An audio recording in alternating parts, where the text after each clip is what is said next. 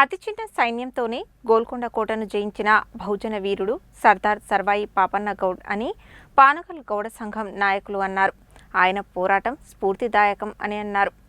కల్లుగీత కార్మిక సంఘం మరియు పానగల్ గౌడ సంఘం ఆధ్వర్యంలో బహుజన యుద్ధ వీరుడు సర్దార్ సర్వాయి పాపన్న గౌడ్ జయంతి వేడుకలను పానగల్ సెంటర్లో ఘనంగా నిర్వహించారు.